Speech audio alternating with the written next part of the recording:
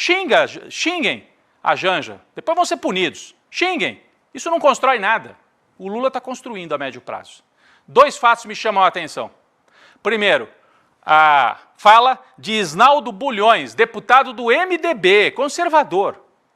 Ele disse o seguinte: em 2026, o natural é que o MDB esteja com o Lula na campanha de reeleição. Vamos lembrar que o MDB, na última campanha, só esteve junto no segundo turno, né? Porque no primeiro estava com a Simone Tebet. Então, o MDB já anunciando que para 2026, se tudo correr como está agora, o natural é estar ao lado do Lula. Nós temos essa postagem, inclusive, mostrando isso. Abre aspas, caminho natural do MDB é apoiar Lula em 2026, diz o pré-candidato do partido à presidência da Câmara, Isnaldo Bulhões. Defende, portanto, a parceria com o PT e com o Lula. Então, essa costura pelo centro. E mais até do que o MDB. Quem é que está dizendo que o Lula é favorito e está muito forte?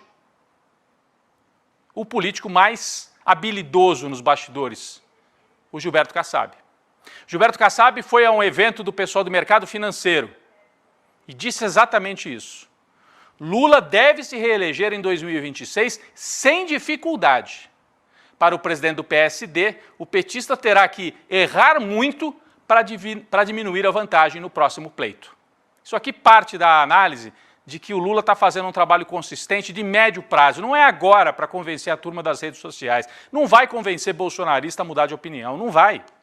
Tem que fazer a economia, né, manter a economia arrumada, crescer um pouco, reduzir o sufoco econômico que as pessoas estavam vivendo, diminuir as dívidas, o desenrola é fundamental. Isso tudo ele vai comendo pelas beiradas, tirando aquele clima de sufoco, as pessoas vão falar, ufa, agora consigo respirar um pouco. E aí ele se consolida. Tem que passar por 2024, o bolsonarismo vai estar forte ainda em 2024. Mas olha, o Bolsonaro com a máquina na mão não conseguiu ganhar.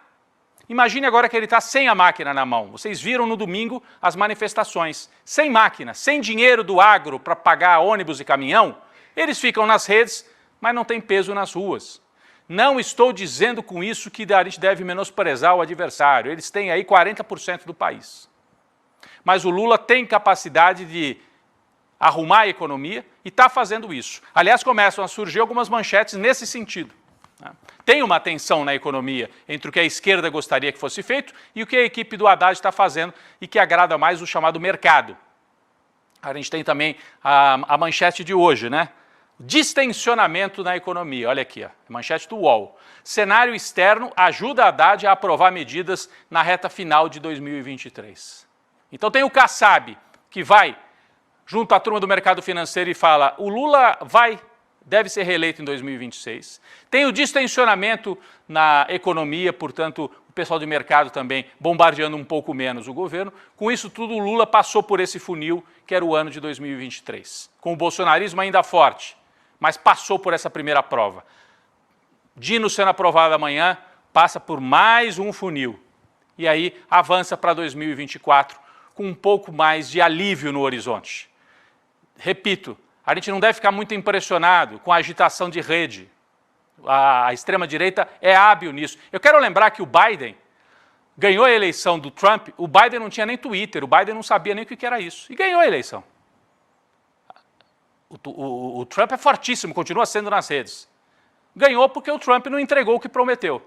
Agora a situação é difícil para o Biden, né, porque ele tem um governo com guerras e tal, uma figura debilitada.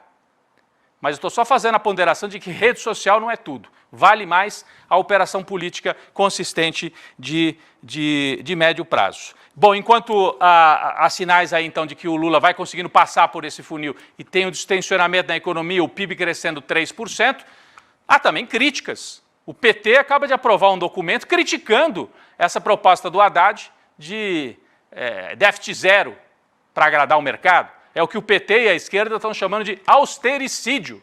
Se você exagera na dose, você trava a economia e aí gera um problema político junto ao eleitorado. Então, o Lula opera muito com esse jogo de pressões.